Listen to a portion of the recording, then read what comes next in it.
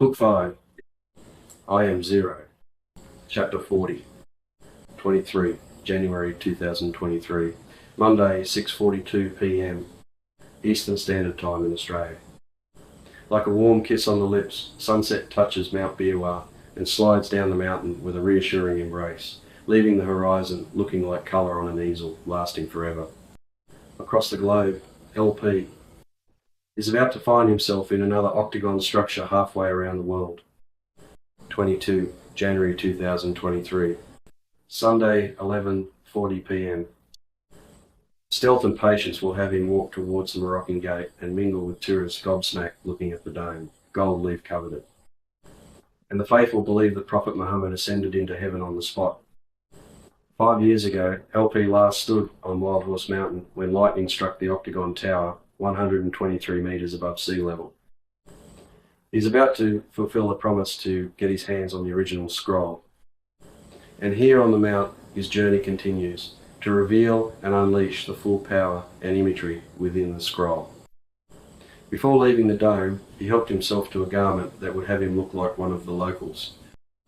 His appearance was much younger, with an olive complexion and tight, curly black hair, but he still had a gap between his teeth and a distinctive birthmark on his left cheek. Morning light filtered through many of the windows below the gold-coated dome.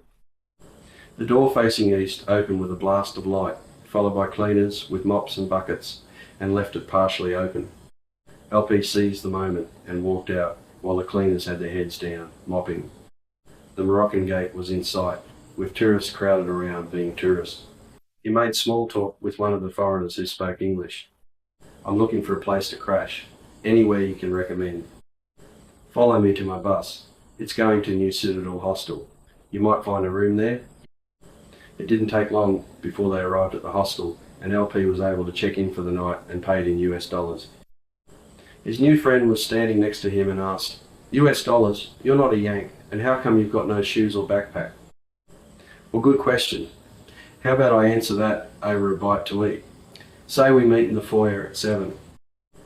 First, make sure you have shoes and a smarter outfit than you're wearing now. How about helping with a bit of shopping?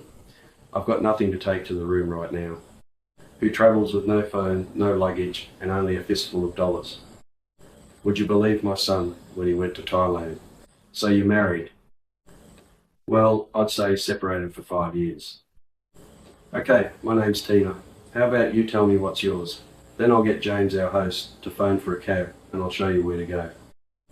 "Mates call me LP, so can you. Got a pen? Just want to make a list of what to get." "Men and lists. You lot would be walking around in circles, lost without a list. I'll hold your hand if that'll help." LP turned and ignored her comment, then walked outside of the foyer with Tina in tow. They walked past some small market stalls, and in sight there was a local cabbie opening the back door of his yellow taxi waiting for them. Both climbed in. LP glanced at his list, and Tina pointed in an easterly direction for the cab driver to go. It was only a short time before he dropped them off at a historic tourist street mall that would take you back in time. Tina wasn't much help in finding an outfit for him. She was looking and feeling good about handbags and hats on sale. LP tapped her shoulder and pointed over to a men's clothing store and figured it wouldn't take long to tick off his list. By the time LP walked out from under the awning, she was halfway down the colourful shopping district. He ran down and caught up with her. "What do you think?" She pointed over to shoes hanging off poles and then his feet. "You needed footwear on your list. It's not Yom Kippur. Get a pair of runners." Minutes later, LP jogged back over to Tina, excited that he bartered a better deal on a cheap mobile phone. He'd slipped it into his new pair of jeans and pulled it out, showing his bargain buy while tapping his heels. "Good for you," she said.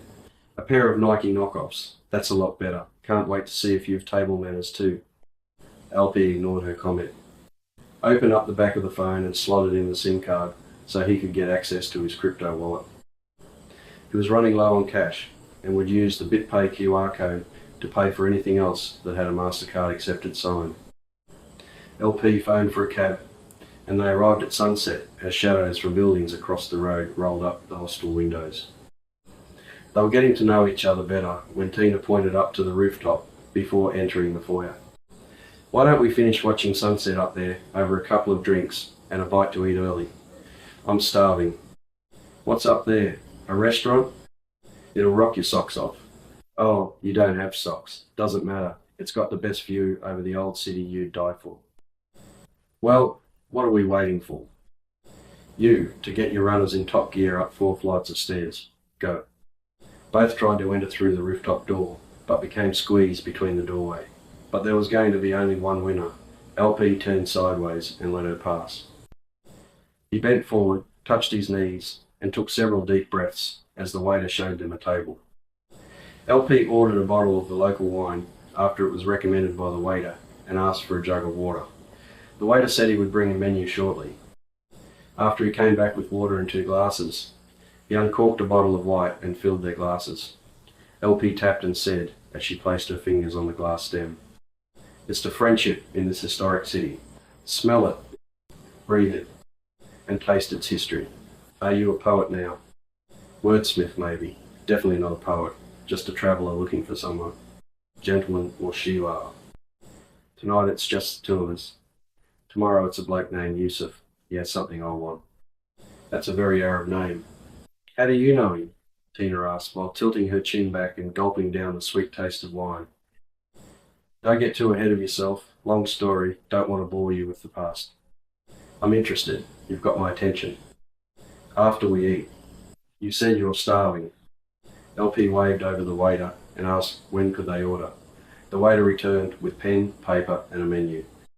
"Are you ready to order?" "My friend would chew the leg off a camel if she doesn't get something to eat soon." The waiter looked rather smug and said, "Camel, you say? You're in luck. It's on the menu. Slow cooked over 10 hours. I'm not waiting that long." "How about the chef's specialty for starters? Hummus and warm pita bread with a drizzle of olive oil and sprinkled with paprika," the waiter asked. "What do you think, Tina?" "Good. And just leave the menu and we'll decide on the main course." The waiter noted the order and walked into the kitchen as Tina poured herself more wine, and LP thought, if she doesn't slow down, she can pay for the next bottle. She was starting to get tipsy from having nothing in her stomach and staring over at a couple of old folks as they ate. You could see they were feeling uncomfortable. She then said in a very slurred English voice, "What are you eating? I might order that." Then, before someone could answer, she leant over, stretched out her arm, and removed a slice of roast beef and gravy from the plate and slobbered it into her mouth. Chewed a couple of times and said loudly, "Waiter, we'll order the roast beef with heaps of gravy, no veggies." The couple looked at her with dismay, picked up their plates and cutlery, and moved to another table. "You thought I'd have bad table manners, but the opposite is true. We'll be lucky to get a meal tonight if you don't slow down on the wine," LP said. She then poured a glass of water. "Okay, is that better for starters?" As she said that, hummus plates were placed in front of them. Before they picked up a piece of pita bread, the main course arrived. Management wanted these disruptive personalities out of their rooftop cafe as soon as possible. Tina, with her slurred speech, said, "I'm full." LP replied, "You're drunk. Eat something, or I'm taking you to your room right now." She pecked off both plates, dipping the warm pita bread in gravy, and used her fingers to shovel mouthfuls of beef down her throat. LP placed his hand on hers before she choked on the food and said, "I'm taking you to your room." As they passed the waiter, LP said, "Put the bill on her room 10. He steadied her walk to the doorway, and both stumbled down 1 flight of stairs. On floor 3, they bounced off the narrow 700-year-old walls, towards Tina's room, and she started singing some lyrics from a Bob Marley song. "Let's get together and feel alright," somewhat slurred. He leaned her against the door as she thumbed through her handbag for the key. LP steadied her hand, and both pushed it in, and the door opened. He kicked it closed, and they wobbled over to the bed and fell on it. LP tiptoed to the door, grabbed the Do Not Disturb sign off the doorknob, and attached it, closing the door behind him for an early night back at his room down the hallway. 23 January 2023, 8 a.m. The following day, up early, LP thumbed over a local map of the old city that might shine some light on a clue finding the guy from New Zealand who last had possession of the scroll. He was working at an Islamic school in Jerusalem, LP stood in front of Tina's room at the hostel, slipped off the doorknob of the Do Not Disturb card, and wrote on it, "Catch up later, LP." He then slipped it under the door before going down to the foyer. His first lead had him hailing a taxi. "G'day, mate." "Ken Pickett, UA Austrian." "Where to?" "Australian. You know, from the land down under." LP replied, "You living in Rock?" "No. You thick as a brick cabbie, understand, or I'll take the cab behind you." "Ah, Rockhampton, down under." "I had a couple passengers from there yesterday. Said big cave under big rock full of bats. No bats here, too hot." LP paused and thought, "How do you get through to this bloke? I'll try again. I'm looking for an Islamic school. How many are in the city?" "Too many." "Then go to the closest." The cabbie stopped outside a school with sandstone block walls and pointed to the gate. LP asked him to wait, and hopefully, this is where he'll find who and what he's looking for. The key to retrieving the original scroll, not a copy. He had no luck talking to the principal, who didn't grasp English well. Next, the cabbie raised his hand with two fingers pointing forward, then one indicating over to an intersection half a block away. LP pushed the cabbie's shoulder forward several times and said, "Go." Along the way, LP managed to decipher a commentary in somewhat broken English, Arabic and Hebrew about the history of Jerusalem. For those who were tourists, the old city district was full of surprises, and around the next bend was a skull in his face. "You don't get more historic than that," LP said. The cabbie stopped and turned his head. "I beg to differ, kind soul. The Mount is more, where the Temple of Solomon stood, and some believe the Western Wall is part of it. 45 blocks high of limestone, now used as an outdoor synagogue for Jews and tourists to visit. They leave requests for God on slips of paper placed in the cracks. And for followers of Islam, when you step back, look up, and you'll see the gold-coated dome of the rock in all its glory." LP thought, his English is not too bad when reciting something to tourists about the place. He stepped out of the cab and approached a high wire barrier as tourist buses parked below at this historic site better known in biblical writings as Golgotha or Calvary. That was as close as he could get without being part of a tourist group. He took a deep breath, and it felt like the ground moved as he looked closely a second time over the wire at what looked like a bald head, part of the rock formation, then walked slowly back to the cab and stepped into the back seat. "Okay, I've seen enough, but why is it called the Skull?" "An earthquake broke the nose off. It looked more like a skull before then. Still a very historic sacred site to visit." "Thanks for the info. Find the next school, kind friend." Luck was on LP's side. The cabbie stopped outside a large iron gate with a high metal picket fence line this time. Entering along a narrow pathway, he asked the first teacher, who was standing with students, "I'm looking for one of your teachers. I'm told I might find him here. His name is Yusuf." "Yes, he's the English teacher," and pointed to a guy standing under a tree in the shade with students. LP walked over and said, "You're a hard bloke to track down, Yusuf. Children go back to the classroom." As the classmates walked away, LP grabbed his wrist and spun him around, holding his arm high up his back. LP thought that was enough to persuade him to cough up what he was supposed to do when they last met in New Zealand in 2010. 3 proofs of ID. Well, to cut a long story short, not only his name's now Yusuf, he changed it by D-poll and picked up a new passport before leaving New Zealand. November 4, 2010, 9:15 p.m. LP's memory was jogged about when they last met at the casino entrance in Christchurch. LP had a weakness for pokies and roulette. That night turned out to be a disaster. After playing some of the tables and feeding poker machines, he was on a roll, winning whatever he put his hand to. The last gaming machine was about to pay big time with the jackpot at $23,000. But foresight kicked in. He turned to Ingrid and grabbed her hand. "We're leaving now," he shouted. LP pushed and shoved his way through crowded poker machine players, looking startled. Silence filled the air. Poker machine screens stopped as the building trembled. LP held Ingrid's hand tightly as he pulled her through the crowd, who were unsure what was happening. On reaching the foyer stairs, the building started to crack. LP stood outside, looking up at the disaster unfolding, and opened the back door of a waiting cab. "Let's get you out of here, before we're all part of the rubble. But I'll catch up later back at the hotel. I'll see if I can help. Also, see if you can bring our flight forward." LP didn't tell the truth about the trip to New Zealand. It was about following up on a lead from a bicycle-riding, lycra-wearing bloke who was a friend of the guy who last had the scroll back at George's property. And there he was, stumbling down the stairs with blood dripping from a gash on the side of his head. LP went over to him to give him a helping hand, but the guy recognised him from the mark on his left cheek and a gap between his teeth. He resisted, then LP twisted the bloke's hand behind his back. "You won't get away with this," the bloke said. "You won't see the light of day if you don't tell where to find the scroll. No one should possess it. I've seen what it can do. That's not for you to decide. Just do the right thing and tell me how to find it. Get me over to that ambulance and jot down your email address, and I'll send you 3 forms of ID and the address where it's kept in a safe place in Brisbane. Best you're going to get out of me tonight. You better be right, or I'll track you down to the end of the earth." LP slammed the ambulance door, and it sped off. With paramedics, fire brigade and police all about, it was time to leave.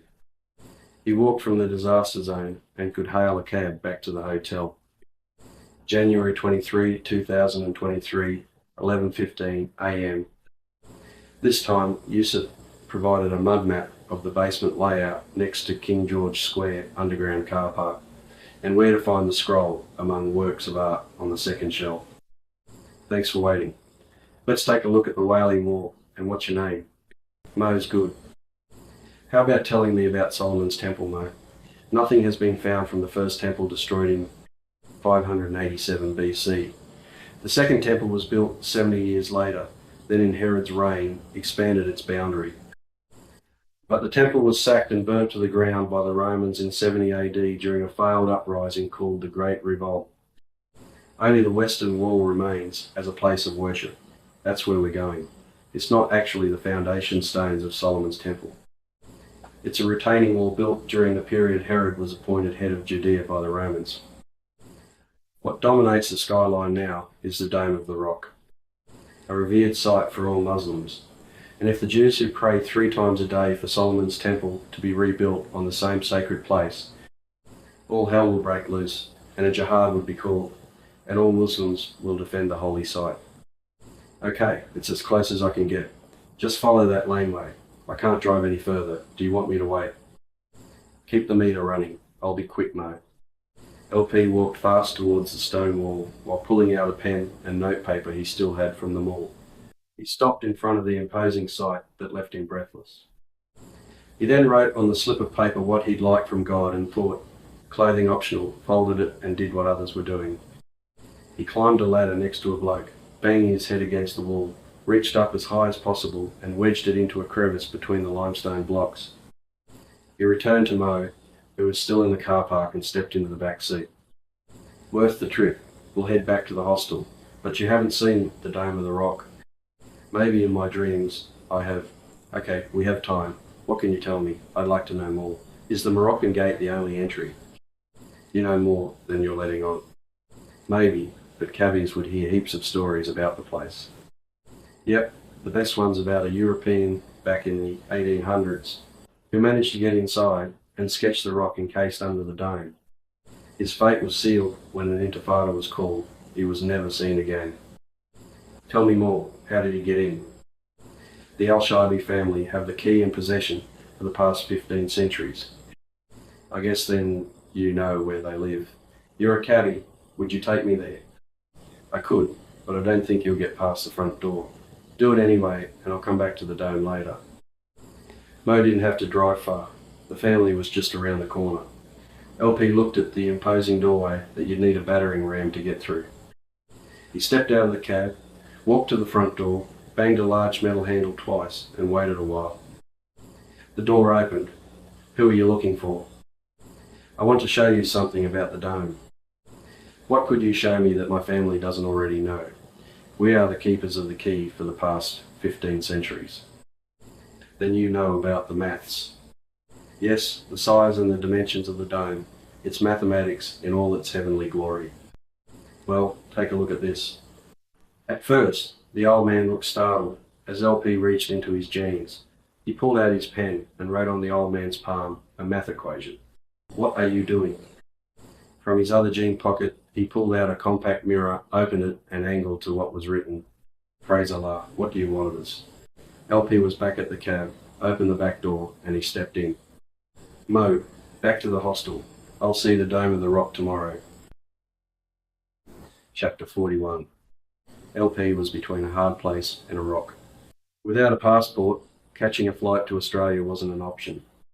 And he wanted Tina to see Australia, so he'll run it past her about catching a flight. He'll pay, and they'll meet up the next day in the land down under. January 23, 2023. 1:30 p.m. LP entered the foyer, stood at the front desk, and asked the young receptionist, "Have you seen my friend Tina walk past?" "Can't say I have, only been here an hour. But I can ask James, he was on night shift." "Don't bother, I'll walk up to her room and see if she's there." LP climbed the 3 narrow flights of stairs, barely wide enough for 2 to pass. He looked left and right to get his bearings and sighted room 10, where he left the Do Not Disturb sign earlier. On hearing knocking a couple of times, Tina stumbled to the door and opened it. "Didn't think I'd see you again." LP bent down and picked up what he slipped under the door earlier and said, "Read this." "Sorry, just got up." "No need for sorry, I got an idea. I'll pay for your flight to Australia. You'll love it down there, and I'll arrive later in Brisbane. Bit sudden, why not together?" "Too many questions, just unfinished business to attend to." "That's generous. I thought I wouldn't see you again after last night, and I wouldn't blame you. I'm sure you know plenty of Brits who've backpacked in Oz, who've had big nights on the booze. Forget it, I'll be your tour guide. And we've all had nights we'd like to forget. All forgive 'em. Just one thing. How'd you get airline tickets so quickly?" "See? Too many questions. Later, I'll explain." As they booked out and finalised their accounts at the front desk, Tina questioned the cafe bill. LP nudged her and said, "Don't you remember? You insisted on paying the tab." "The only thing I know about last night is a big thumping headache," Tina said as she handed over her credit card. LP settled his account with BitPay and walked out with Tina's carry-on, and there was Mo opening the back door of his cab. Smiling, LP said, "Good to see you again. You too, my good friend. Where to?" "Airport. Got a standby ticket for Tina out of the country, and I'll be leaving later tonight." Mo stopped outside the airport drop-off zone, and LP helped get Tina's carry-on ready to wheel from the pavement, then gave her a kiss on the cheek. "See you soon. Have a good flight and no booze." Mo shouted, "Hurry up before I get booked. Security is heading our way." LP was the backseat driver, giving instructions on where to go next. "Take me back to the Al-Shively family home. I have unfinished business to attend to. Thanks, Mo." After wading through roadblocks and roadworks, it was 3 in the arvo when Mo stopped within eyesight of the large front doors of the Al-Shively's home. "Good knowing you and all your help." As LP stepped out of the cab, he handed Mo a handful of US dollars. "May Allah watch over you, my good friend." "I'll need more than that today," LP said as Mo drove away. LP banged on the door, and moments later it was opened by the old man, who said, "What do you want of us?" "Your clothes and the key." "Clothes? Yes, but the key doesn't leave our sight. Come in. On Sunset, I need to enter the dome, and I need your help." "Take me there. Unlock the door. Let me in and leave." "Don't be there when I unlock the door in the morning. If you're found infidel, you will die. My son will show you to his room, and with his wardrobe you will not look out of place. Hurry if you want to make it by sunset." LP walked out the door, looking like one of the family, and headed for the dome. They walked past guards, and the old man waved. And then both guards nodded as shadows faded against the approaching door. Old man hesitated, then inserted the rusty key, turned it, and the door creaked open. "You're on your own. Beware of what you wish for." January 23, 2023 sunset. The door closed. Light vanished, and the approaching storm turned day to night. LP approached the barrier, tapping along like someone blind. On touching the handrail opening, he crouched down and felt his way to the outcrop of rock below the dome. Then he placed his phone above his head and clicked a selfie, while holding the phone as steady as possible, then a video, and said as he turned his head towards the three pillars, "More unites us than divides us." He then wiped off any possible fingerprints and pushed it aside as he touched the rocky mound with both hands. January 23, 2023. 1 minute before midnight. Time has no zone, only the moment. As lightning strikes the dome, he appears standing in the octagon tower atop Wild Horse Mountain, with one hand on the central platform and the other on the vertical wire with a handful of cash. January 24, 2023. 6:59 a.m. At that exact moment, light starts to flash, revealing something strange under Wild Horse Mountain. Each blink of light reveals more about what's inside. A humming noise can be heard echoing below the tower as a drone exits a small opening from the rocky mound. LP looked towards the stairs, and seemingly from nowhere, a gold, silver-like disc appears and drops his Dryzerbone oilskin long coat before him. He quickly put it on and was about to walk down the stairs as the drone hovered and angled to follow in a vertical position. As rain danced off the cement driveway, light was reflected and amplified from the drone's flip side like a mirror. It shed more light on the situation, unfolding from a small LED bar inside the tower, powered by 2 solar panels. They faced east and west on a large pole adjacent to the octagon tower. LP thinks, "Is that it? I could do with more clothes." And the drone responds with a hologram of hieroglyphics. LP thinks again, "Try English and find me a wardrobe." The drone responds with an odd comic English accent. "Short notice cover. Anything else? Say a rat on a plate. There's plenty around here. Go back to where you came from, and I'll be in touch. You're no help." And ditch the voice. Then, the drone suddenly transforms into Tina, his tourist friend holding a black umbrella. "I see what's on your mind." LP shakes his head a couple of times and thinks, "Get out of my head." Tina turns, lifts her skirt, and wriggles her bottom while holding the umbrella in the other hand. "Are you Mary Poppins now?" Not tempting with that voice. Bit of a turn off in the rain. "Is this better? Come on, give me a hug. I've been holed up in a cave since the last flood." "What flood?" "The big one that rolled in across the horizon." "Oh, that one. It was a big one 10,000 years ago. If not for fog and rain, you'd see the company I keep. But it's become a lot more interesting with the new structures. They're called servos, you dumb shit. Don't talk to a lady like that. I need to remind you. You obey me. That's the deal. You're no lady. You are a machine. I'm more than what you think. I have feelings too. I've felt abandoned and alone, and I'm not well. My battery died a long time ago, and I haven't been able to leave the region. Only the electromagnetic wave from the volcanic plugs keeps me ticking. And if you want my help, find a new energy supply that won't die on me, and I can be more helpful and loving for you. That's all I need. A drone with feelings and unresolved issues. Okay, go back to where you belong and wait for further instructions." Tina dropped the umbrella, grabbed LP's hands, placed them on her buttocks, and said, "Don't be long, darling." Then the drone descended into a small cave entrance below Wild Horse Mountain. LP shakes his head, hoping to dislodge a close encounter with something alien. He picked up the umbrella and mouthed, "Women, ha." Looking ahead down through the surrounding forest, he followed a pathway and pushed open the first obstacle, a gate. More trekking was to be done as he headed towards a glow of light, while rain continued to fall as the fog lifted. He knew exactly where he was going, the Shell Servo on the Bruce Highway, shadowed by the Glasshouse Mountains if it wasn't raining as much. He collapsed Tina's umbrella before entering the servo, somewhat drenched, and proceeded to purchase a mobile phone and SIM card, and pay cash at the counter. The console operator was at first not sure about accepting US dollars, but he talked her around with the $20 tip.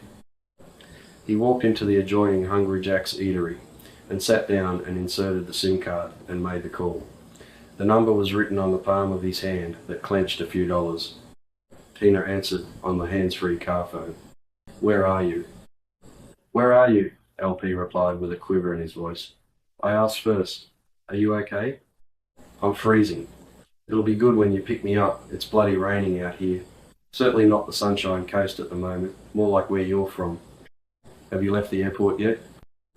Yes, I followed your instructions and only had a small problem going through customs. All sorted. It was about my visa. Picked up the rent-a-car as you said and heading your way. Good. Stop at the Shell Servo. I'll meet you there. Which one? There's only two on the highway and they're opposite each other. You can't miss them. See you soon. LP disconnected and slipped the phone into his dry as a bone coat pocket and walked out into now light drizzle. The folded up umbrella was at his side as he pulled up his hoodie and looked over at the other Shell Servo across the highway, just a short walk across the bridge. He stood outside under an awning and waited until he heard a horn blare as wipers swished across a windscreen. LP walked towards the vehicle while Tina tried to make out who was coming towards her, wearing a hood and a long waistcoat and holding something in his hand. She started to panic and was about to drive away as LP pulled back his hood and mouthed, "It's me, it's me." Tina reached over and pushed open the passenger door. "Get in. If this is the Sunshine Coast, I'd hate to see it on a bad day. Don't worry, it'll clear by morning and I'll show you some of the coastal beaches. You'll love it." "Where to next?" Tina asked. "Just follow the exit sign and drive. I'll say when to turn left." The turn-off came up suddenly out of low fog and rain. LP said, "Quick left. Follow the exit sign for Caloundra. I've an old mate to catch up with first, and what to do next could be problematic." Tina suddenly glanced over with a serious look on her face at LP and replied, "You're freaking me out. How did you get to the servo before me? You said you'd follow." "Direct flight, Tina. No stopover in Perth, and stop freaking me out with your driving. Keep your eyes on the road." "You're not being upfront with me. Tell me the truth, or I'll pull over now." "It's still raining. It's not safe to stop. I'll explain when we arrive in town and get off the highway." LP pointed over to a billboard above a tavern after Tina drove through a large roundabout. "You've got the arrow. Turn right now left." Tina parked the rent-a-car in front of the tavern entrance, and LP quickly jumped out and ran across the car park as light rain continued to fall.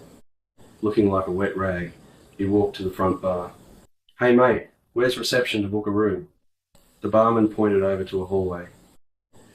"Go that way, mate. Someone will be with you soon." It wasn't long before LP was back banging on Tina's window.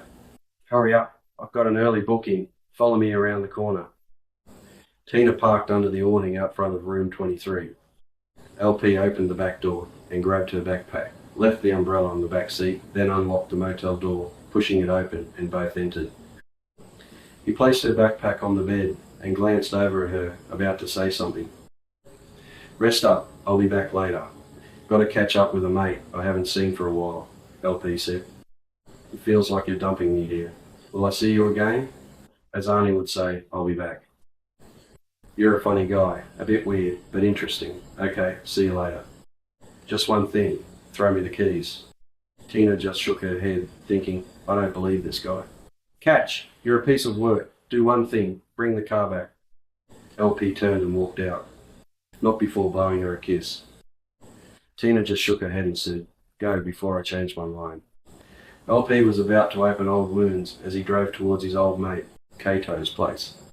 He pulled up outside and waited a moment and reflected when climbing Mount. Biwa was their mission 5 years earlier. Where would he start to explain his disappearance and why no contact? He took a deep breath, opened the car door and started to walk towards the unknown. Is he still alive? Does he live here? Or is he in a retirement village? Chapter 42. Holy shit, you're a ghost. Where have you been? They both embraced with a huge hug as Cato shouted in LP's ear, "Well, just don't stand here. Come in." LP sat down at the kitchen table as Cato twisted off the caps of a couple of 4X beers he grabbed from the bar fridge. Both banged the bottles together and said in unison, "Cheers." LP was looking relaxed as he leaned back on the table chair. Then Cato exploded with a barrage of questions. LP listened intently, nodding his head a couple of times. "I understand your concern and disappointment that I created for so many, but it had to be. I'm now back for unfinished business." Well, you better fess up to your mates first, and your family, or maybe the opposite should happen. A lot of bad shit has happened while you've been missing. I can't change the past, and can't stay for long. I just need our old mates to help retrieve the real scroll. It's best if we keep my return hush-hush to everyone else for now. Anyway, where have you been exactly? You look pretty healthy and much younger. Let's just say a health resort of sorts. I've a new body and feel 40 years younger. Well, you'll have to give me the address. I want some of that. You'd die for it. Still surfing? I'll make some lunch and we'll go look for one, Cato said while waving a kitchen knife around. Cato tossed the knife in the air, caught it like a juggler, and started showing off his chef skills in the kitchen as he sliced through a tomato, murdered a frozen steak with a mallet in his other hand, and sliced away cheese, carrot, and opened a can of beetroot while biting on the carving knife between his teeth, then buttered the bread and cracked an egg in the frying pan. After munching on a couple of burgers and washing them down with a beer, Cato grabbed a spare board and strapped it down in the back of his ute, and they both headed down to a point break at Moffat Headland. Clean swells were pushing through, with only a few surfers in the water. The midday sun beamed warmth in a cloudless sky as the guys grabbed their surfboards and ran down to the beach. After a bit of careful stepping across rocks from remnants of ancient lava flows 25 million years ago, they were about to enter the surf after the next wave pushed over their feet. Every touch of his toes on the rocky outcrop gave flickering visions of what it would look like back then. Red-hot lava snaking its way from the volcanic mountains, now named the Glass House Mountains. "Now!" Cato yelled, and they both lunged forward and started paddling out the back to catch their first wave of the day. The swell was delivering 2-metre-high clean barrels, with only a couple of early morning surfers in the water already. After about a half hour of paddling and some ripping surf, LP waved over to Cato and pointed to the beach, and then caught the next barrelling wave into shore, not before pulling off a barrelling 5-second tube and flicked off the wave with a somersault. He thought to himself, "Haven't lost it." Minutes later, Cato tried the same trick and landed flat on his back. He could hear LP's roar of laughter from the beach. A bit of banter and push and shove happened when Cato dropped his board in front of LP. From onlookers, it looked like a punch-up was about to happen. But no, just a couple of old mates joking around like years ago. Back at the vehicle, LP said, "I've got to be somewhere else, but you would have noticed I'm travelling light." Light is an understatement. You've already borrowed a pair of board shorts, and turning up wearing only your old Dryzabone coat is weird. Don't try to read too much into it. It'll do your head in. Thanks for the update. What do you really want? Some gear to wear, so I look like a local. A lift back to my wheels and be an old mate, no questions asked. Oh, I wasn't here. I'm a ghost from the past. You sure look real to me. Well, just keep this our little secret for now. LP changed into some dry boardies and a t-shirt brazened with Wind and Sea Surf Club on it, back at Cato's place. Cato commented, "Couldn't get more local than that." Tina was already pacing the motel room, thinking, "I'll kill him if he's not here soon." Timed perfectly, he thought, as he banged on the door and said, "Better late than never," as Tina opened the door. She smiled and at the same time bit down on her teeth. "What took you so long?" "I've been hanging around the pool all day, and good, you almost look human. Just catching up with an old mate for an arvo surf. Now it's just you and me, the tourist guide. Come on. I see you've done some shopping." "Not quite. Something old, something new from old mate." "Grab your backpack. You might want to do some shopping." Wasting no time, LP had Tina's backpack placed on the back seat, and she was already sitting on the passenger side in her bikini, putting a bit of lippy on with the visor mirror down, while he drove out from the motel, heading for Pumice-Stone Passage. The first tourist spot for Tina to see, and for LP, it'll be 5 years since he snapped a photo of Mount Biwa across the waterway at sunset. If time allows, he or they will be back for sunset at Bullcock Beach. Next stop, Moffat Headland, looking down to where LP and Cato surfed earlier. LP talked about how surfers could find a wave along the coastline up to Point Cartwright. He remembered when all the pro surfers turned up for that point break. Pumping surf and word spread through social media. It turned out thousands watched their surfing heroes rip it apart with barrels and cutbacks only pros could do. Where to next? Does it get any better than this? Tina asked. You decide. Have you heard of Noosa National Park or the Coloured Sands? Don't say I do. Will, you're in for a real treat if we have time for both and finding a four-wheel drive to hire. 40 minutes later, after following the coastal road dotted with beachside houses, they approached the gates of Noosa National Park. Tina yelled, "There's a spot!" Luck was on their side as LP took ownership of finding a car park overlooking National Park. LP pointed and moved his arm across the windscreen. This is where surfers could catch waves on a big day, whipped up by cyclonic swells and ride them past Johnson Bay to Main Beach. Doesn't happen often, but doable. And I don't want it to boast, I was one of them in 72. Now that's weird. You wouldn't be born then. Just well preserved. Leave it at that. LP drove out of National Park and headed out of the narrow winding road leading back into Hastings Street, Noosa's boutique shopping strip. He turned left, then a couple of shop fronts up, left into a four-wheel drive vehicle hire business. A Jimny was available. Small, but will do the job. Tina, put it in your name. I don't have ID on me, but I'll pay. With paperwork done and paid with his crypto wallet BitPay on his phone. It was lucky the business had a MasterCard terminal, otherwise the transaction would not process. The next thing they had to do was watch an instruction video on the safe use of the company's vehicles when driving on the beach. Then they would be on their way. It didn't take long before LP drove through Noosaville and hooked a sharp right at the Shell servo. He pointed ahead while driving straight to the Noosa River barge. Not much of a lineup.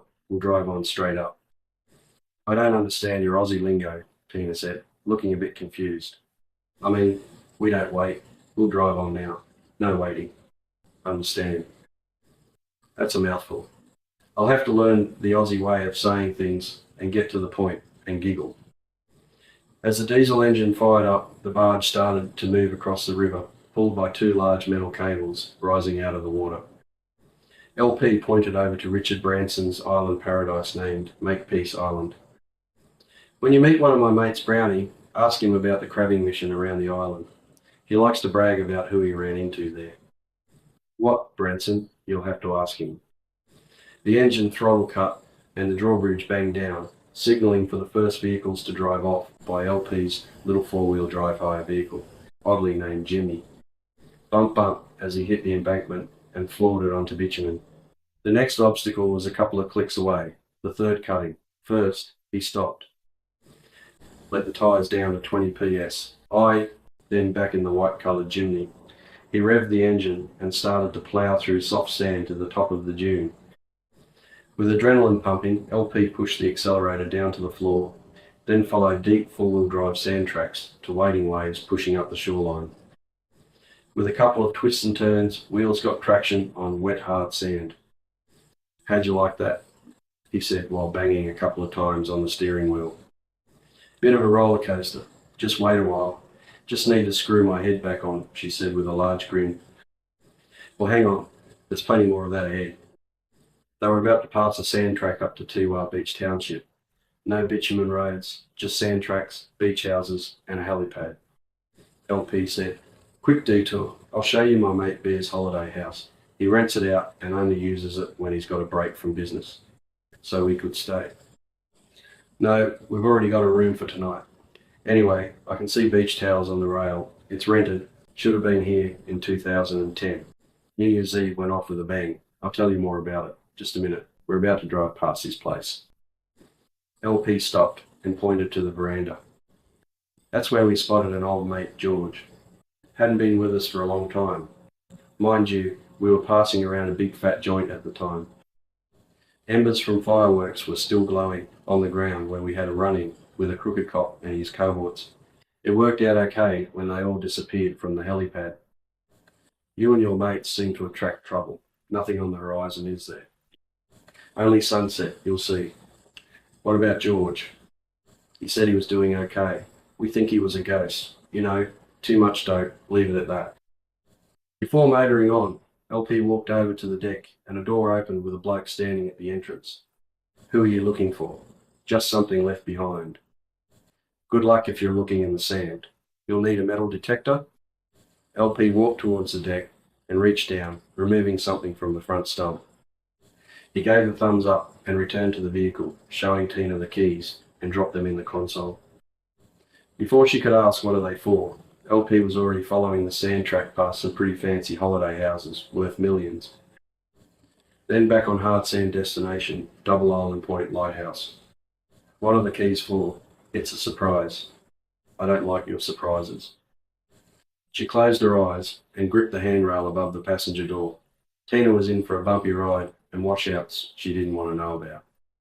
LP pulled up and said to Tina, "Look up, we're here," as he handed her the keys to the gate.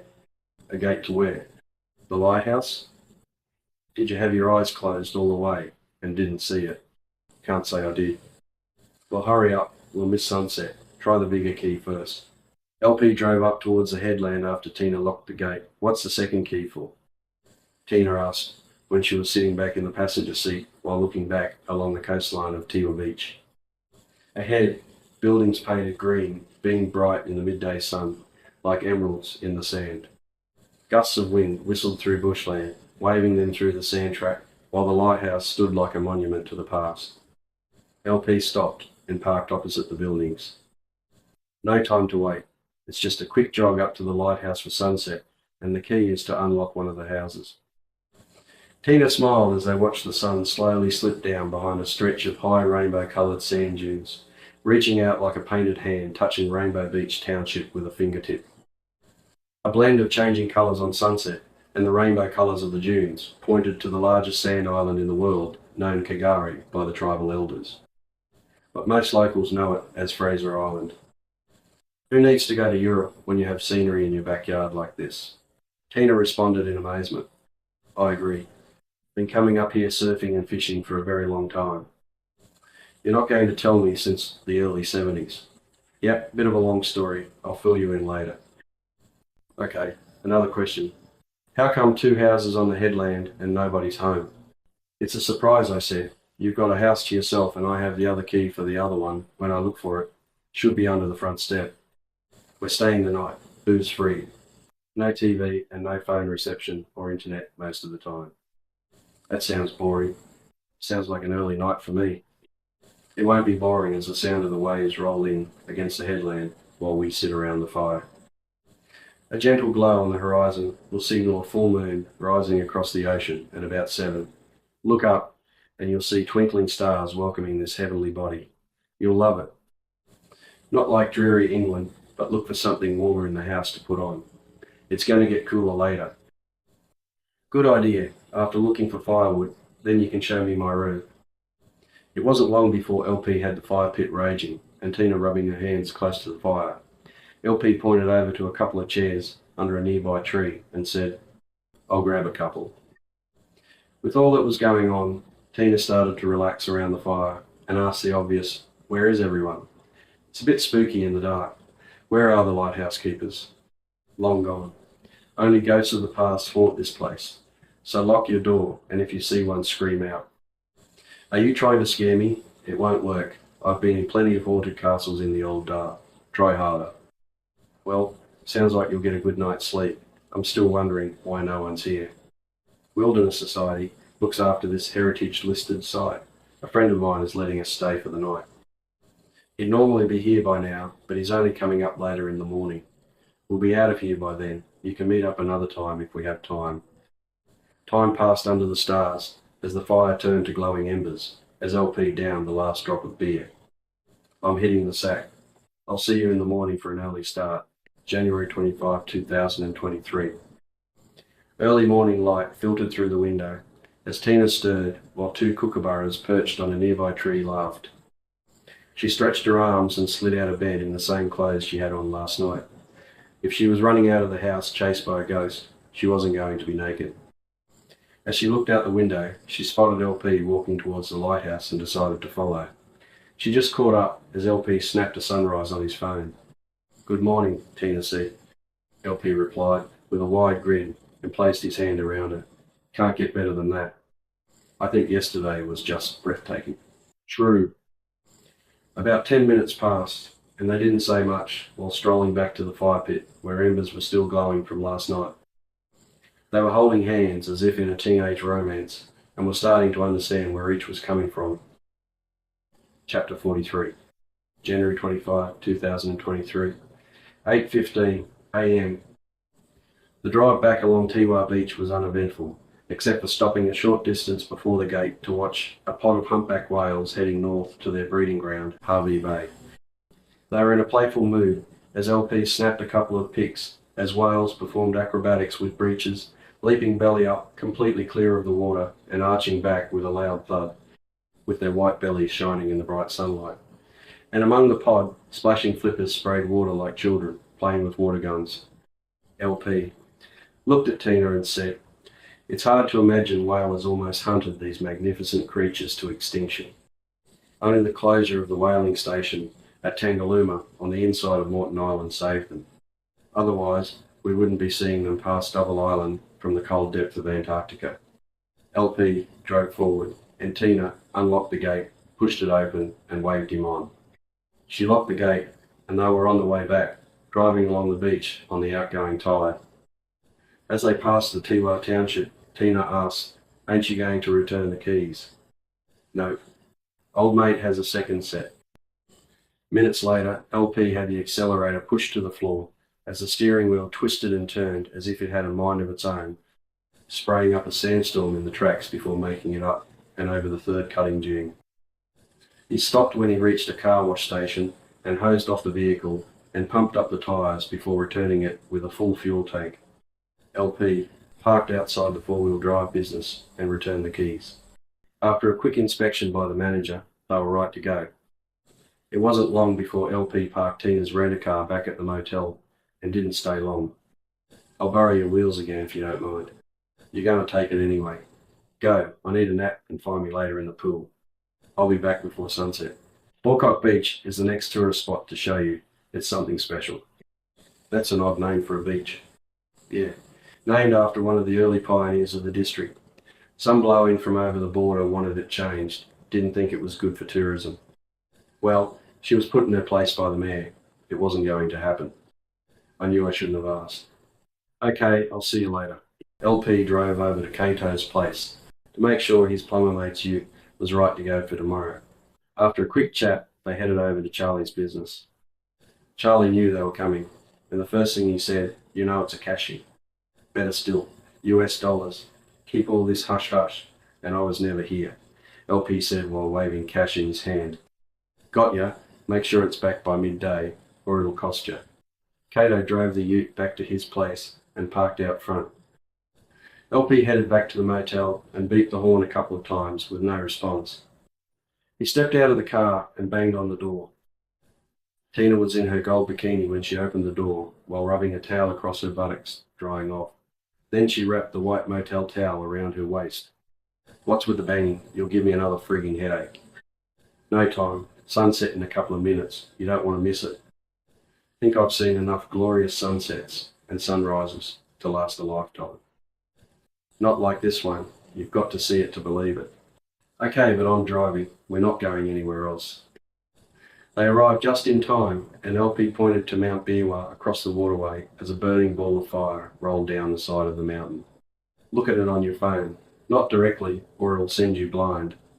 Time seemed to stand still while Tina held up her phone. "Okay, that's it. Let's not hang around. Need an early night. For tomorrow. Driver, back to the motel. Don't get any ideas. You're on the couch, and I'm not your Uber driver." Plan B Cato has his plumber mate's work truck parked outside his place and will drive to Brisbane at 5 a.m. LP will meet up with him in the company of Bear and Mason. Destination. Both are heading in the same direction, King George Square underground car park. Bear knew it well from an altercation with a few skinheads back in the early 70s. On the outskirts of Brisbane, LP will pick up the hired mobile water jet cutting van that can cut through steel and concrete. He'll leave the rent-a-car there, and if timed right, would arrive at the meet-up 6:30 a.m. If all goes to plan, Cato will park the plumber's vehicle on the first level against the concrete wall. The building next door happened to be the last address for the Reserve Bank of Australia, a tough nut to crack. That's where they'll find the scroll and get back what belongs to them. Cato will arrive first through the boom gate and park the vehicle where Mason marks the car park space with chalk the day before. I'll keep clear work in progress. LP will turn off Adelaide Street and enter the car park, collects the ticket and drives down to level 1. Cato will be watching out for LP heading his way and move the plumber's vehicle across to the opposite parking bay when he arrives. The first plan didn't go so well when LP tried to enter the building with what he thought would be enough ID to retrieve the scroll. But security wanted 3 proofs of ID and Yusuf to front up in person, and that wasn't going to happen. But Yusuf did give a vivid layout of the basement area that was converted to secure storage for safety deposit boxes, art and gold bullion.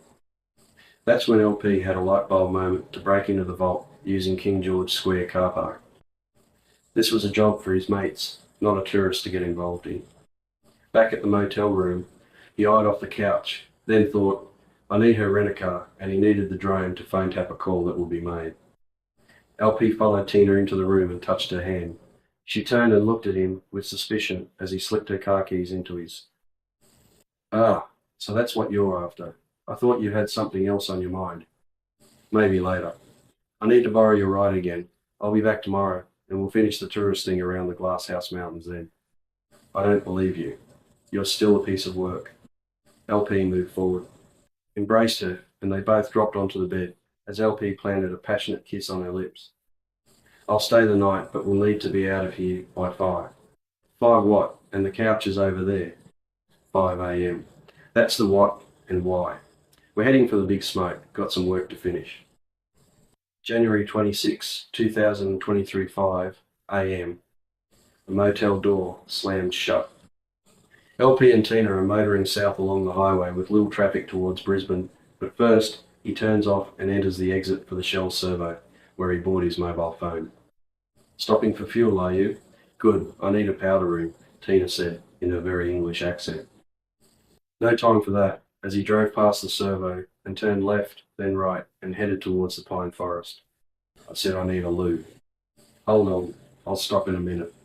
Then he slammed on the brakes opposite the gates leading up to Wild Horse Mountain. He sprang out of the driver's seat and pointed at the gate. Back in a couple of minutes. It's almost sunrise. Just want to snap a couple of pics. Oh, just open the 2 side passenger doors. You know what to do next? Squat. No one is about. LP jogged past the gates and up to the octagon tower in quick time. What he didn't figure on was Tina following past the gates, and it wouldn't be long before she was there as well. LP stood in the tower, took a deep breath of fresh air, and exhaled slowly as low clouds floated below the peaks of the Glasshouse Mountains. As he snapped off a couple of shots on his phone, then whistled and called out, "Where are you, Tina? Where are you?" Then a male voice is heard. "Are you blind? Look up, you dumb shit." "That's not very polite language for an Englishman," LP replied.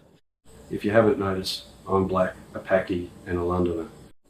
As the drone transforms into Tina in a tight-fitting outfit and stands on the central platform, wriggling her hips.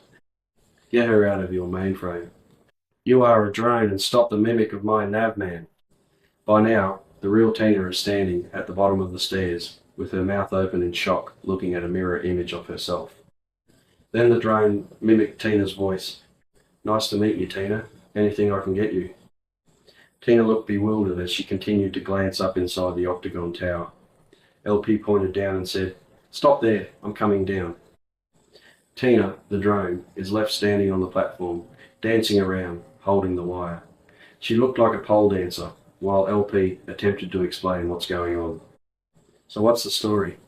"It's going to be hard to explain what I've just seen and heard," Tina said.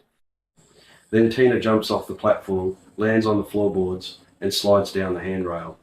Now it's a face-off between 2 women on the cement driveway. Tina, shuffling her feet on the driveway, and still looked somewhat unhinged, swung around facing LP and said, "Please explain." And the other Tina, who isn't really coping very well, said in a very sexy voice, while straightening her skirt, looking like she was picking splinters out of her bum, "Yes, please explain." LP looks at both and stretches out his hand and said, "Take this, it's what you wanted. Now you've got a power pack, follow us to Brisbane. I need you to do something for me." "Sure, but remember what I want." Why don't you and Tina get to know each other? You might get over some of the issues you're dealing with, LP said while nodding his head. Who am I if she's Tina? I know who's who because Tina, the drone, grabbed the power source. You're the real Tina, and the other is the drone that doesn't get out much. Well, what's going on is we're all going to Brisbane, and I'll fill you in on the way. You're Tina, and your mirror image is Tina D. That should work. You didn't ask me. I prefer Tina T. Okay, whatever you say. Just get charged up and crank up your computer drive and add a few extra zeros to quantum power. When we get the scroll back, you'll know what to do with it. Well, that's something I don't know. Interesting. The two didn't talk on the way. The drone just was flat out on the dashboard charging up. Tina didn't have much to say either, as she closed her eyes and tried to make sense of what just happened at the octagon tower. On hearing, find her a pair of overalls, she opened her eyes and found herself in an underground car park. What the hell? Where am I? As she stepped out of the passenger front door, and the hum from the drone followed and hovered above their ride. I'll fill you in now. I need your help in retrieving something that belongs to me and me mates, and we're going to get it back today. It's in a secure location next door. LP waved Bear over to him, whose flight from Sydney arrived yesterday and was staying overnight with Kato. I'll move forward, open the back doors, and I'll reverse in, LP said, while still behind the steering wheel. Who's your friend? Bear asked. I'll explain later. Hand her the overalls. Tina was a bit slow on answering. I see no door. LP shook his head. All you got to do is look pretty and don't say too much. Just be Kato and Bear's TA.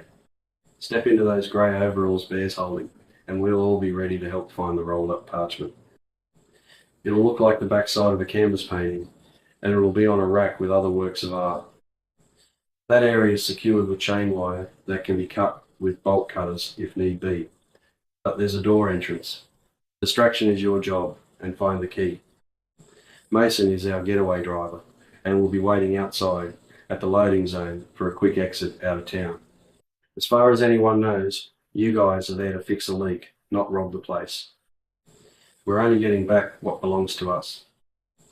Everything was almost in place as the guys huddled around and went over each task and timing.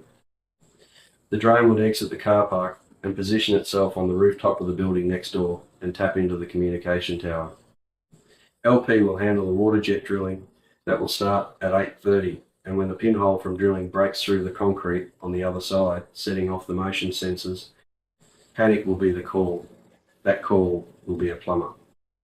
When the drone intercepts the call, Kato and his crew will drive out of the car park 5 minutes later and park in the loading zone out front of the building. For now, they wait as morning commuters fill the 5 underground levels. Chapter 44. The plan's falling into place as Kato, Bear and Tina, their new recruit, enter the building facing the lifts. Mason waits in the loading zone with the motor running. Bear presses B button and the lift doors open. As the doors open at level B, a security guard is waiting for them and said, "Follow me quick smart if you're the plumbers." Kato and Bear turn around and Kato responds sarcastically, "What's it look like, pal?" Blazoned on the back of their overalls is the company logo. Charlie Crown, plumbing, no job too big. Phone, 1300 Throne. Okay, follow me. No need to go through the scanner. You'll set off something else. The first safe door was open, and the guard pointed over to the problem. If it needed to be pointed out, it was no surprise, as a gush of water streamed out of the concrete. Bear said, "Get out of our way, and we'll get the situation under control." Well, how long will it take? Better go talk to your manager. This is a cashy. Money up front. I don't think you have time to waste.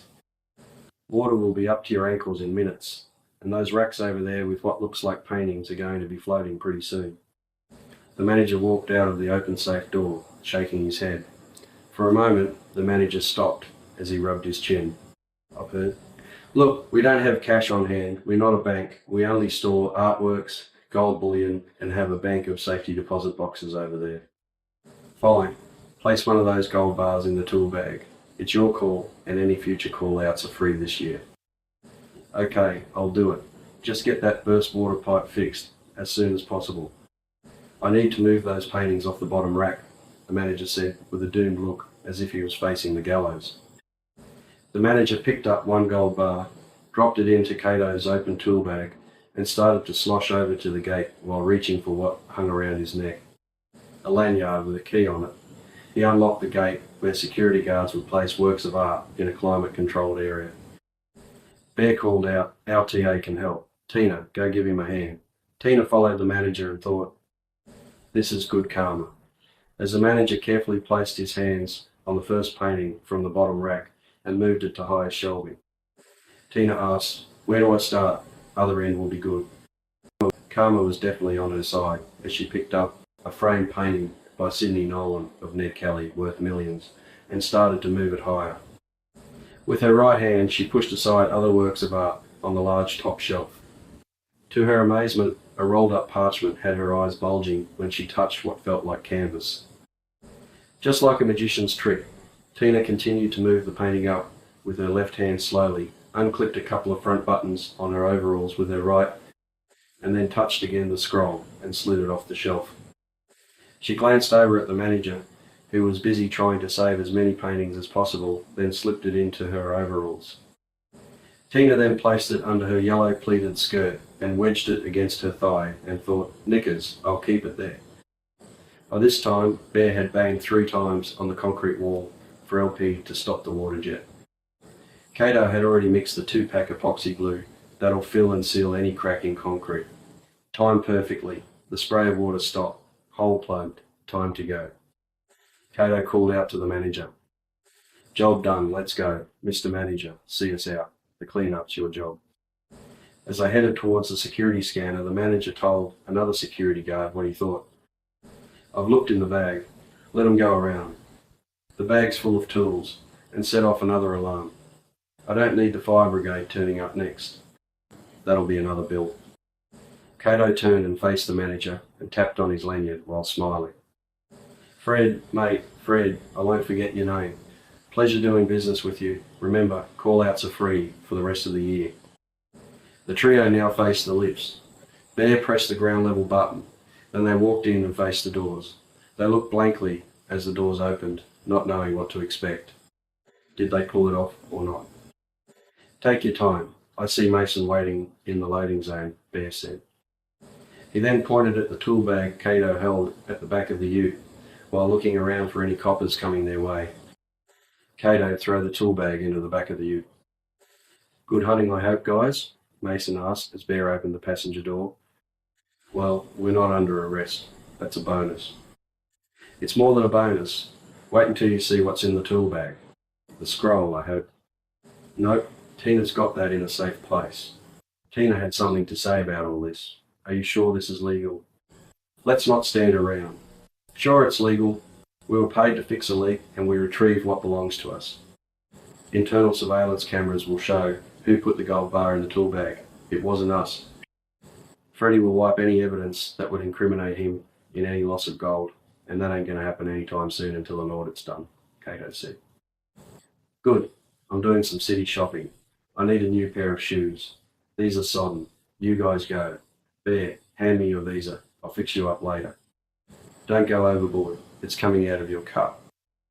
Mason glanced over at Bear and said, "Phone LP and tell him what happened, and Tina's his problem." LP answered, "Women.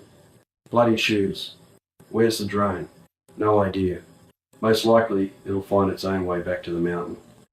With a bit of luck, be fully charged from what you were saying." The sound of screeching tyres echoed from the underground car park as Mason pulled out of the loading zone. LP was heading around the block in the opposite direction, hoping to find Tina. If and when he finds Tina, they'll be out of the city through the Normanby 5 ways. Mason was taking the other route through the valley, and they'll meet up at the Shell Servo at the Glasshouse Mountains after LP drops off the water jet van. Cato and Mason were already standing alongside the ute, while Bear rolled a joint in the car park of the Shell Servo. He lit it, took a deep breath and handed it to Mason and said, "Open up the tool bag," as he exhaled a cloud of smoke in Mason's face. "So that's the bonus," and coughed out. "Pretty bloody good. I'm impressed." Bear followed up with, hit the manager up to pay up front. Had him in a corner. He said they don't hold cash there. I pointed to a pallet of gold bullion and said, drop one of those in the bag and we'll get you out of the shit with management. The rest is history. By this time, Brownie arrives on the scene, late as usual, and greeted his mates with a firm handshake and asked, "Where's LP?" "Shouldn't be long," Bear replied. "How come you were no help?" Mason asked. "Laid up with a bad back. Takes a while to get moving. Have a peekaboo in the tool bag. It'll make your eyes water," Mason said, with a grin so large his teeth almost fell out. At that moment, Tina appears behind Brownie and grabs him on the buttocks. "I'd like more of this," in a male voice. Bear butts in. "Sweetheart," the voice. Reboot. Tina coughed a couple of times and said again, "I'd like more of this," in a slightly more appealing, sexy voice. Mason turned to Brownie and said, "Ignore her. She's a bit hard to get along with. Look what's in the tool bag." "I'm in. How do we split the booty?" "Yeah, how? I'm part of the crew, and I could do with a new coating of gold," Tina the drone said. "Mason, you're handy with an oxy. Melt it down into a hole in the ground, in the shape of Australia. Add a few quartz stones and bury it for a while. Dig it back up and auction it on eBay as a gold nugget found with a metal detector in outback Queensland. Should get a couple of mil for it, like old mate," Cato said. They all turned around to the sound of a beeping horn. LP stopped opposite where they were standing. Stepping out of the rent-a-car, he gave the guys high fives and glanced over at Tina while pulling the joint from Mason's lips and placing it on his, breathing in slowly. "What took you so long to catch up?" Mason asked. "Look over there. Check out the new shoes." As he exhaled a puff of smoke, Tina, who was still in grey overalls, was leaning against the bonnet, adjusting one of the shiny gloss straps on her new footwear as her mirror image approached and gave her a sisterly hug. They were getting on like twins. The drone's attention now turned to LP as she eyeballed him, ended her hug with her newly acquainted sister, and started rubbing her thighs. "I want you. You promised me we'd be together, or maybe your mate Brownie could give me some lovin'."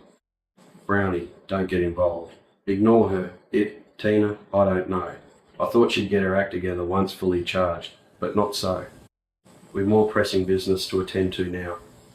"Now shape up, Tina," LP said. "Fully charged. What exactly is she?" Brownie asked, while scratching his head. "She doesn't know, so leave it at that for now," LP said. Tina was about to hand the scroll to Tina T, but after what LP said, she had second thoughts. "I hope you know what you're doing with it." "No, you don't know. I'm coming too." Cato, drop Mason off at his place and get Bear on a plane to Sydney and make sure you get the plumber's ute back on time. Brownie, head back to the island and we'll be in touch about splitting the gold. The girls are coming with me and we'll clear the air.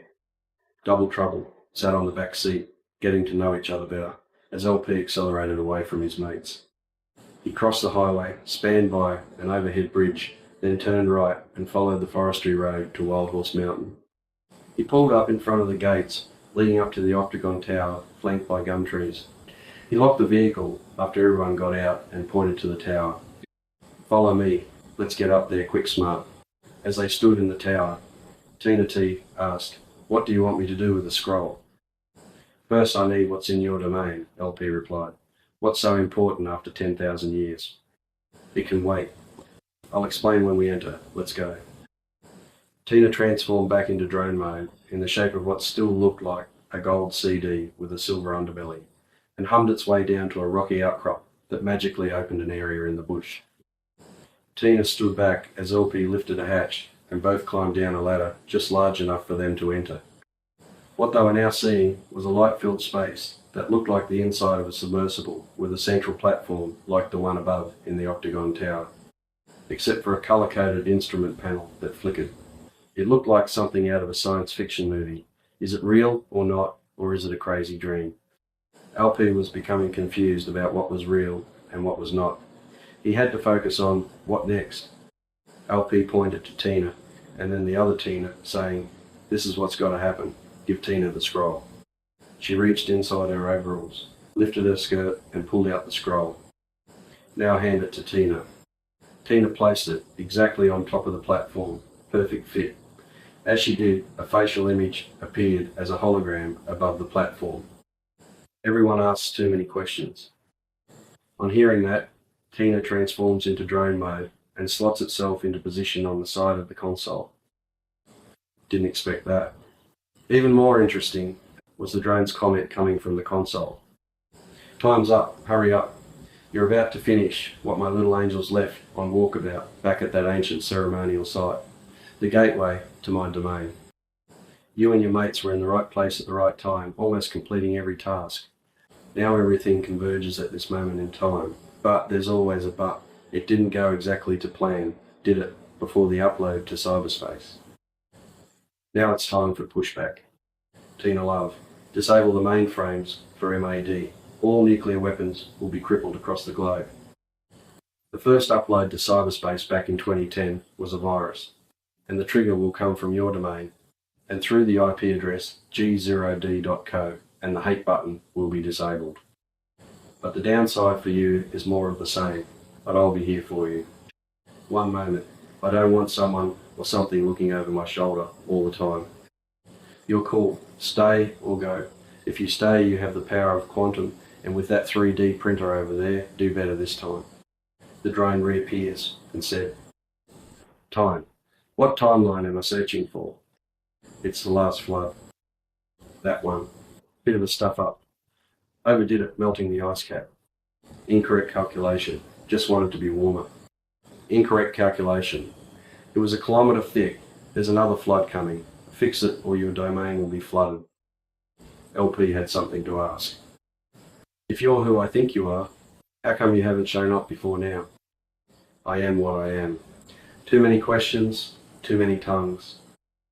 Give it a break, get on with it. Before LP placed his hands on the platform, he reached into his oilskin coat and pulled out a lithium battery charger. He placed it on the console. You'll never be short of a charge-up Tina with an extra battery to boot, or come with us before you're knee-deep in water. Tina stood with her hands folded with a stubborn look. Not so good. This is my domain. I kind of like it now. I can get out and about more. If you're leaving me, I'll call in on your mate Brownie and spend some island time with him. Good for you. You're sounding a lot more upbeat, and make sure Brownie gives you a makeover in gold. Tina rubbed her eyes. So, get on with it. Go. I'll finish what has to be done, as she looked across at Tina, placing her hands on the platform. They both looked like they were shedding a tear. Hey, I'm going nowhere. Do I have to say it again? And don't shed a tear for me. I now believe I'm the overseer of this domain. I've done the maths. Like I'm a mirror image of you, sister, so too Zero. Go before I have a meltdown. Then lightning exploded above the communication tower atop Wild Horse Mountain, and all that's left of LP was his dry-as-a-bone clothes and runners. Where Tina stood touching LP's hand-lay overalls, a skirt, a red top, knickers, and a pair of red stilettos. All good in red. The drone pressed on the flashing red panel of the console to set in play the virus, and the hologram was gone. The end. It's in the maths. A mirror image. Zero field. Epilogue. The number plate omen. What inspired the author to write these books is, in part, an occurrence stranger than fiction.